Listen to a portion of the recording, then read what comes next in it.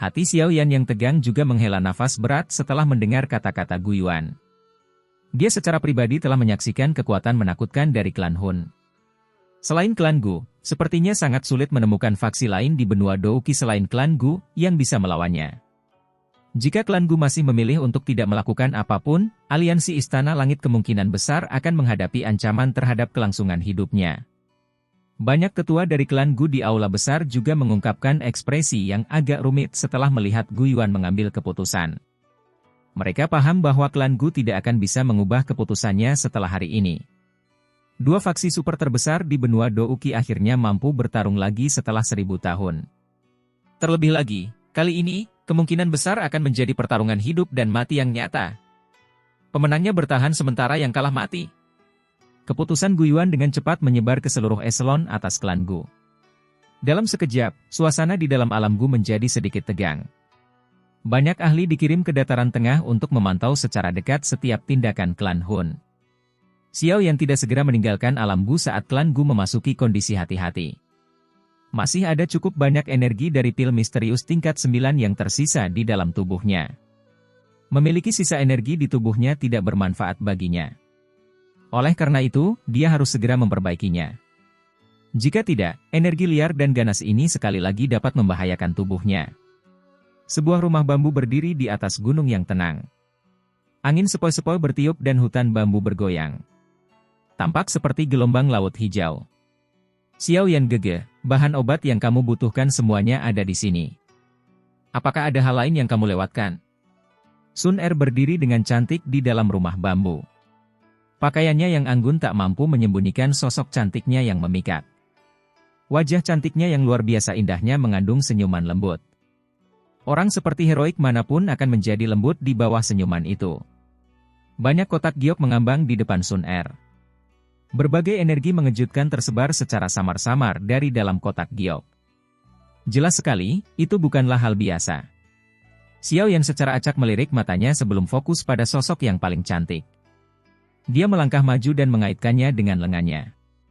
Pergelangan tangan halus itu tanpa basa-basi ditarik ke pelukannya saat dia tertawa, aku masih kurang cantik. Wajah cantik Sun Er menjadi sedikit merah setelah mendengar Xiaoyan menggodanya. Dia memelototinya, hanya untuk tampak sangat menawan. Hal ini menyebabkan Xiaoyan merasakan matanya menjadi sedikit panas. Godaan ketika Dewi menyukai kecantikan di hati generasi muda klan Gu ini mengungkapkan ekspresi yang begitu mempesona sungguh tak tertahankan. Sun Er dengan lembut bersandar pada pelukan Xiaoyan. Tangannya yang agak sedingin es tiba-tiba melepaskan pakaian Xiaoyan dengan lembut. Beberapa bekas luka berdarah merah besar di jari terungkap. Benda itu telah ditinggalkan oleh salah satu dari 4 orang suci iblis dari klan Hun, Hun Yan, di alam Yao. Meski lukanya telah berubah menjadi beberapa bekas luka berdarah, masih mungkin untuk menebak seberapa serius cederanya saat itu. Jari Sun Er menyentuh bekas luka berdarah ini. Mata jernih seperti kristal itu mengungkapkan sedikit sakit hati. Dia dengan lembut mengatupkan giginya dan dengan lembut berkata, orang-orang dari klan Hun ini benar-benar pantas mati. Haha, itu hanya luka kecil, Xiaoyan tertawa. Dia segera memegang wajah Sun Er dan langsung menggigit bibirnya dengan lembut. Setelah itu, dia akhirnya tertawa keras dan melepaskan wajahnya yang menjadi malu. Tubuhnya bergerak dan dia muncul di tempat tidur. Dengan lambaian tangannya, banyak kotak giok terbelah dan berubah menjadi berbagai bahan obat yang melayang di depannya. Sun Er, bantu aku berjaga. Saya perlu waktu untuk menyempurnakan kekuatan obat pil misterius di tubuh saya.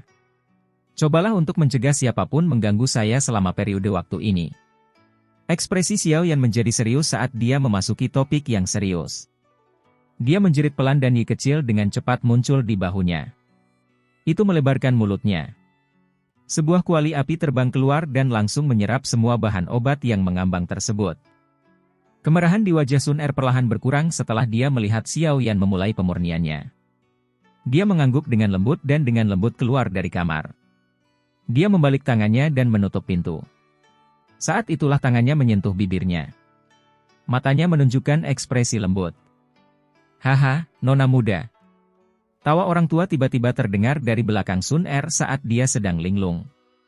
Sun Er buru-buru berbalik dan menatap Ling Ying tidak jauh di belakang. Wajah cantiknya memerah saat dia segera menyeringai dan berkata, "Ling tua." Ling Ying tersenyum ramah. Dia berjalan ke sisi Sun Er dan matanya melihat ke dalam ruangan. Tiba-tiba, dia bergumam pada dirinya sendiri, penglihatan nona muda memang jauh dari apa yang bisa dibandingkan dengan mata tuaku yang buram ini. Meski aku merasakan bahwa pencapaian Tuan Muda Xiao Yan di masa depan kemungkinan besar akan sangat hebat saat itu, aku tidak pernah membayangkan bahwa dia akan mampu mencapai levelnya saat ini. Sun Er tersenyum manis. Mata cantik berkilau itu mengandung rasa bangga. Dia mungkin masih tetap tenang dan acuh tak acuh ketika orang lain memujinya. Namun, jika mereka memuji Xiao Yan, hatinya tanpa sadar akan mengungkapkan kegembiraan. Mengingat apa yang terjadi saat itu benar-benar membuat seseorang linglung. Lebih dari 1 dekade yang lalu, Tuan Muda masih melakukan yang terbaik untuk mengalahkan Nalan Yanran belaka. Namun sekarang, bahkan kepala klan mengakui pencapaiannya. Ling Tua tertawa saat dia mengingat kenangan itu. Dia masih ingat bahwa dia bahkan diam-diam pernah menyerang Xiao Yan sebelumnya. Bagaimanapun, keduanya berada di 2 dunia yang sangat berbeda saat itu. Pada saat itu, Xiao Yan tidak akan berhasil bersama Sun Er bagaimanapun caranya. Namun, upaya terus-menerus selama beberapa dekade ini telah memungkinkan orang tak berguna dari klan Xiao saat itu mencapai puncak benua. Sun Er duduk di tangga. Tangannya memegangi pipinya dan matanya yang cantik tampak jauh. Akhirnya, dia tersenyum lembut. Dia sangat beruntung menghabiskan masa kecilnya tinggal di kota Wudan yang kecil itu. Terlepas dari apakah itu sekarang atau di masa depan, kenangan itu akan tersimpan jauh di dalam hatinya. Pil obat yang perlu dimunikan oleh Xiao Yan tidak memiliki tingkat yang sangat tinggi. Namun, itu agak asing baginya. Ini karena pil obat tersebut memiliki efek menyelesaikan kekuatan liar dan kekerasan dalam pil misterius tingkat 9 dan memungkinkan dia berhasil memurnikan energi dari pil tersebut. Meski bisa secara bertahap menyempurnakan kekuatan obat dengan mengandalkan api teratai iblis, kecepatan melakukan hal itu tidak hanya lebih lambat tetapi juga akan mengakibatkan kerugian yang cukup besar bagi Xiao Yan. Pil misterius tingkat 9 bukanlah sesuatu yang bisa dia sempurnakan sesuka hatinya. Jika bukan karena dia telah menyerap energi dari 3 pil embrio lainnya, yang mengakibatkan beberapa perubahan tak terduga, mustahil baginya untuk benar-benar menyempurnakan pil misterius tingkat 9. Karena dia sudah mengkonsumsinya, dia harus memaksimalkan efeknya. Dengan keahlian Xiao Yan saat ini, dia hanya memerlukan setengah hari atau lebih untuk memurnikan pil obat ini. Sudah ada 3 pil obat berwarna berbeda yang mengambang di depannya saat matahari terbenam. Ketiga pil obat itu seukuran ibu jari. Warnanya berbeda-beda tetapi penuh dengan spiritualitas. Xiao Yan membuka matanya. Dia melebarkan mulutnya dan langsung menelan 3 pil obat ke dalam tubuhnya. Tubuhnya dengan cepat bergerak dan bergegas ke dalam kuali api di udara. Yi kecil melambaikan tangannya dan naga api merah muda melilit tubuh Xiao Yan. Setelah 3 pil obat memasuki tubuh Xiao Yan, sebagian besar kekuatan obat dari pil misterius tingkat 9 yang masih tersisa di dalamnya mulai mengendur. Menambahkan dukungan dari api teratai iblis, kristal energi keras dengan cepat meleleh. Itu berubah menjadi energi cair yang sangat kuat yang mengalir deras di meridian Xiao Yan. Pada akhirnya, ia bahkan mengeluarkan gelombang suara swoos-swoos. Xiao Yan duduk di dalam kuali. Ekspresinya serius. Dengan meningkatnya jumlah energi yang dimurnikan menjadi douki kuat yang menyatu ke dalam tubuhnya, auranya, yang baru saja menembus kelas Dou Sheng bintang 6, secara bertahap menjadi kuat dan bahkan menunjukkan tanda-tanda naik perlahan lagi. Kekuatan menakutkan dari pil misterius tingkat 9 sekali lagi dilepaskan. Penyempurnaan oleh Xiao Yan berlanjut selama 10 hari dalam sekejap mata. Selama 10 hari ini, energi dari pil misterius tingkat 9 di dalam tubuh Xiao Yan telah disempurnakan satu demi satu. Akhirnya, itu berubah menjadi douki yang berputar, yang menyatu ke dalam tubuhnya. Pada hari ke-11, Xiao Yan yang berada di dalam kuali perlahan membuka matanya. Segera, banyak naga api dengan cepat melilit tubuhnya. Akhirnya berubah menjadi garis api yang dihirup ke hidungnya. Kuali api juga menghilang secara diam-diam. Kaki Xiao Yan dengan lembut mendarat di tanah. Dia menutup matanya dan merasakan sekelilingnya. Senyuman puas segera muncul di wajahnya. Hasil penyempurnaan ini sesuai ekspektasinya. Kekuatannya tidak hanya stabil di kelas Dou Sheng bintang 6 tetapi dia bahkan melompat ke kelas Dou Sheng bintang 6 tingkat menengah. Pil misterius tingkat 9 ini sebenarnya telah membuat kekuatannya melonjak 1 bintang. Efeknya sungguh patut dipuji. Pil misterius tingkat 9 memang luar biasa. Sayangnya, pada level ini, tubuh saya sudah menjadi cukup sensitif terhadap kekuatan obat. Bahkan jika saya mengkonsumsi pil misterius tingkat 9 lagi di masa depan, kemungkinan besar tidak akan memberikan hasil seperti itu. Kecuali jika saya mengonsumsi pil emas tingkat 9 yang lebih tinggi. Xiao Yan mengepalkan tangannya. Dia segera merasa menyesal. Jika pil misterius tingkat 9 masih memiliki efek seperti itu, dia akan melakukan yang terbaik untuk memperbaikinya beberapa kali lagi. Lagi pula, jika dia berlatih secara normal, dia setidaknya membutuhkan waktu bertahun-tahun untuk bisa naik 1 bintang.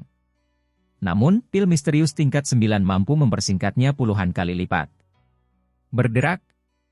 Pintu perlahan dibuka saat Xiao Yan mengakhiri pelatihannya. Sun Er tersenyum masuk. Sosok cantiknya penuh godaan di bawah sinar matahari. Xiao Yan gege, selamat atas kemajuan kekuatanmu. Xiao Yan tersenyum setelah melihat senyum cakep Sun Er. Dia menggosok kedua tangannya. Dengan kekuatannya saat ini, dia mampu menggunakan kekuatan 9 petir emas misterius. Namun, pada akhirnya kekuatan seperti itu ada batasnya. Oleh karena itu, dia tidak boleh menggunakannya dengan mudah kecuali jika terjadi pada saat yang kritis. Xiao Yan gege, anggota klan Yan dan Lei telah tiba di klan Gu. Ayah berkata untuk mengundangmu kemari. Oh. Apakah mereka akhirnya tiba? Xiao Yan mengangkat alisnya. Dia segera mengangguk.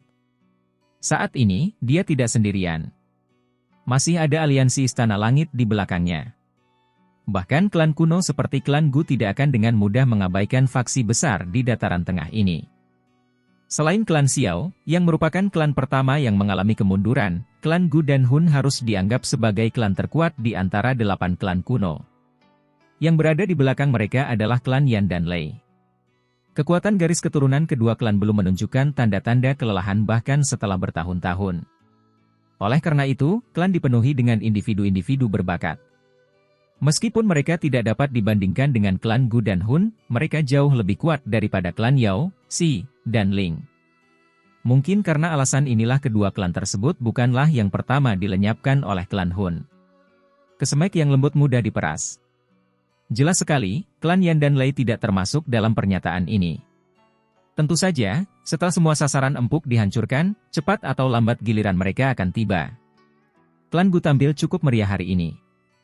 Dikunjungi oleh kepala klan dari klan Yan dan Lei dianggap sebagai hal yang penting bahkan bagi klan Gu.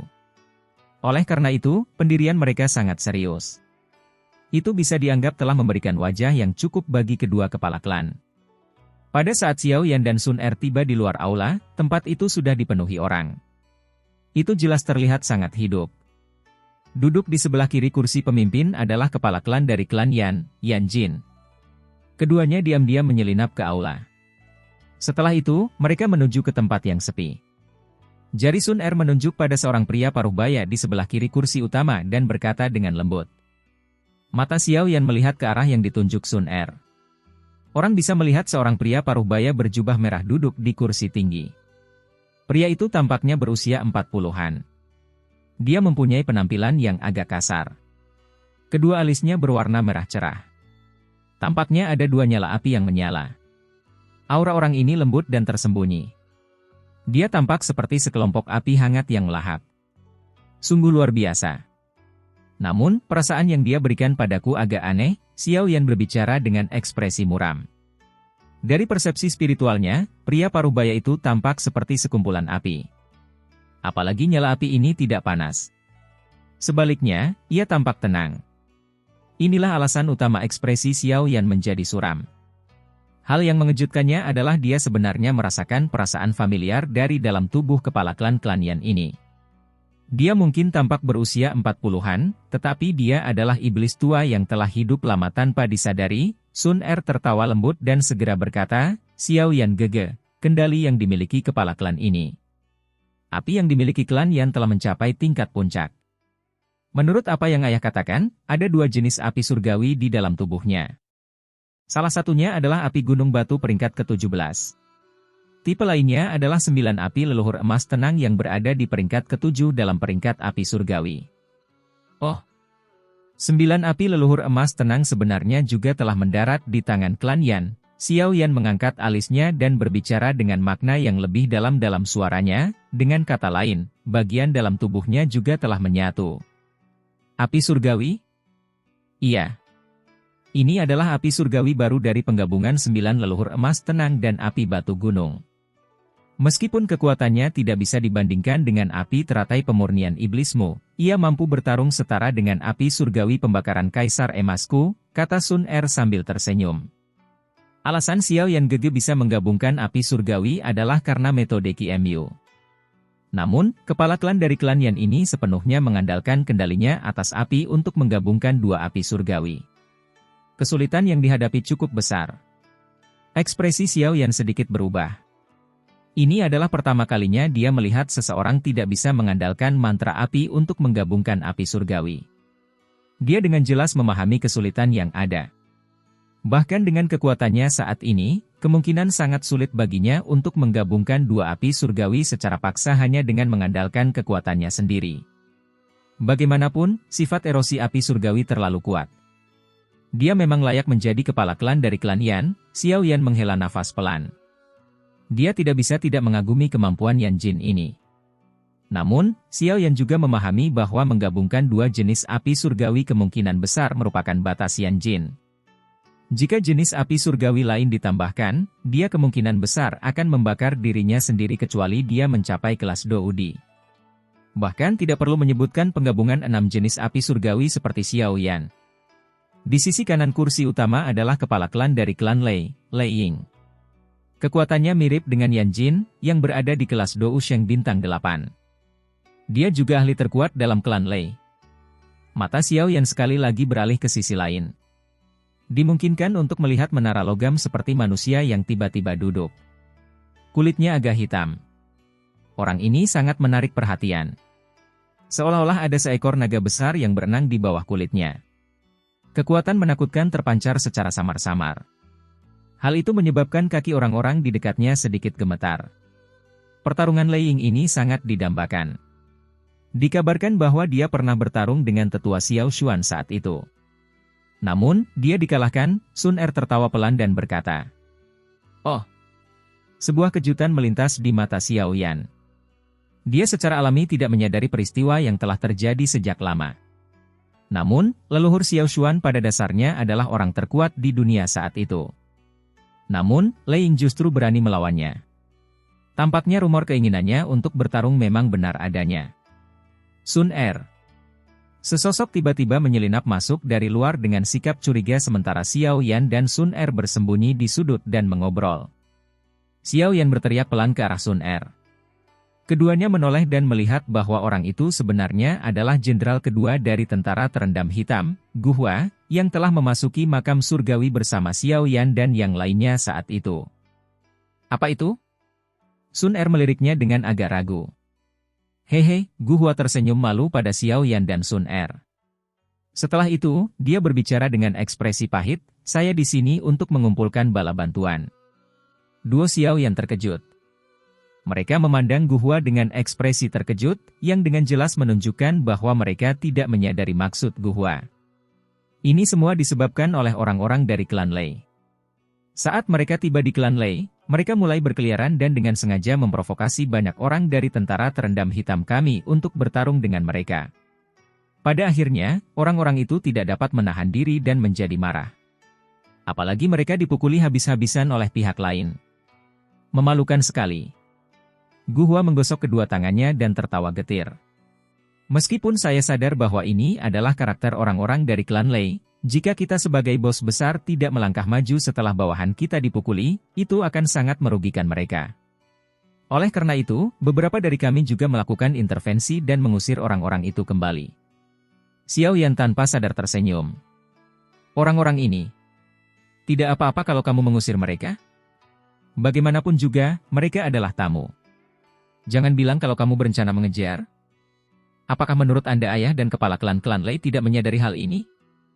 Namun, hanya saja mereka tidak mau repot-repot menangani masalah ini di kalangan generasi muda. Sun Er memutar matanya dan berkata, "Itu benar. Tidak apa-apa setelah kita mengusir mereka." Namun, orang-orang itu menolak mengaku kalah. Mereka menemukan beberapa bala bantuan yang mengalahkan Gu Xing, Gu Yao dan aku. Ekspresi Gu Hua sedikit tertekan. Dikalahkan di kampung halamannya sedikit banyak akan melukai harga dirinya. Bagaimanapun, dia adalah salah satu dari 4 jenderal besar tentara terendam hitam. Tidak apa-apa jika kakak King yang menyelesaikan masalah ini. Dia adalah jenderal pertama dari tentara terendam hitam, pemimpin dari seluruh tentara terendam hitam. Kakak King yang juga dikalahkan oleh orang itu. Kalau tidak, aku tidak akan datang mencarimu. Gu Hua ragu-ragu sejenak sebelum akhirnya tertawa getir. Oh. Ekspresi Xiao Yan dan Sun Er akhirnya sedikit berubah setelah mendengar kata-kata itu. Gu Qing yang saat ini adalah Dou Sheng bintang 2 elit. Sebenarnya ada generasi muda dari klan Lei yang bisa mengalahkannya. Mungkinkah orang itu? Sun Er tiba-tiba mengernyitkan alisnya dan bertanya. Itu benar, Gu Hua mengangguk dengan sikap tertekan. Dia berkomentar, tidak disangka dia menjadi sekuat ini. Siapa orang itu? Xiao Yan bertanya dengan rasa ingin tahu. Lei Dong, jenius paling mempesona dalam klan Lei selama ratusan tahun. Dia pernah tinggal di dalam alam Lei kolam iblis petir selama 5 tahun, bertahan 1 tahun lebih lama dari rekor yang dibuat oleh Lei Ying ketika dia masih muda. Meskipun sebagian alasannya adalah karena perawatan seluruh klan, tidak ada keraguan tentang kemampuan atau bakatnya. Dikabarkan bahwa klan Lei berencana mengangkatnya menjadi kepala klan berikutnya. Sun Er merenung sejenak sebelum menjawab. Xiao Yan sedikit mengangguk. Tidak disangka akan ada anggota generasi muda yang luar biasa dari dalam klan Lei. Tampaknya klan Lei ini memang memiliki fondasi yang kuat. Selain itu, klan Lei pernah datang ke klan Gu dengan lamaran pernikahan. Terlebih lagi, banyak sesepuh yang menyetujuinya pada saat itu. Namun hal tersebut kemudian dikesampingkan untuk sementara karena ada beberapa hal lain. Karakter utama pernikahan, yang tidak terjadi, adalah Lei Dong dan saya. Sun Er berbicara dengan sikap yang agak tidak berdaya. Xiao Yan terkejut. Tak disangka orang tersebut justru mencoba merebut calon istrinya. Sun Er, meskipun orang itu sangat menyamar dalam pertempuran, bagaimanapun juga tempat ini adalah klan Gu. Jika orang-orang itu dibiarkan kembali begitu saja setelah ini, kemungkinan besar kita akan terlihat lebih rendah ketika kita bertemu mereka di masa depan. Gu Hua menggosok kedua tangannya dan tertawa. Oleh karena itu, Sun Er, bisakah kamu membantu? Membosankan. Pertarungan yang sama sekali tidak berarti demi harga diri seseorang. Sun Er melirik Gu Hua dan berbicara dengan acuh tak acuh. Hehe, jika kamu tidak ingin campur tangan, kenapa kamu tidak meminta kakak ipar Xiao Yan untuk membantu mendapatkan kebanggaan bagi tentara tenggelam hitam kita? Meskipun kepala klan pun puas dengan saudara iparnya Xiao Yan, saudara laki-laki dari tentara terendam hitam mempunyai jumlahnya. Kami akan memastikan pernikahan Anda sangat meriah ketika saatnya tiba. Gu Hua tidak cemas setelah mendengar kata-kata Sun Er. Dia langsung berbalik ke arah Xiao Yan dan berkata sambil tersenyum. Anda. Wajah cantik Sun Er langsung memerah setelah mendengar kata-kata Gu Hua. Dia segera meringkuk mulutnya dan berkata, sepertinya targetmu bukan aku tapi Xiao Yan Gege. Gu Hua tertawa. Matanya langsung memanah saat mereka melihat Xiao Yan. Dia tertawa, apa yang kamu katakan? Saudara Xiao Yan, apakah Anda ingin merasakan kemampuan generasi muda klan Lei? Saat ini, kakak King yang sedang menunda mereka. Xiao Yan tanpa sadar tersenyum setelah menatap mata Gu Hua yang panas. Hatinya tanpa sadar merasakan perasaan khusus. Setelah berinteraksi dengan iblis-iblis tua itu, sepertinya dia sudah melupakan usianya. Berdasarkan usianya, dia seharusnya saat ini seperti Gu Hua dan yang lainnya, yang sedang mengalami masa ketika mereka keras kepala dan sombong. Baiklah. Kami akan melakukan apa yang Anda katakan. Memimpin. Izinkan saya untuk melihat kemampuan apa yang dimiliki orang yang mencoba merebut istri saya.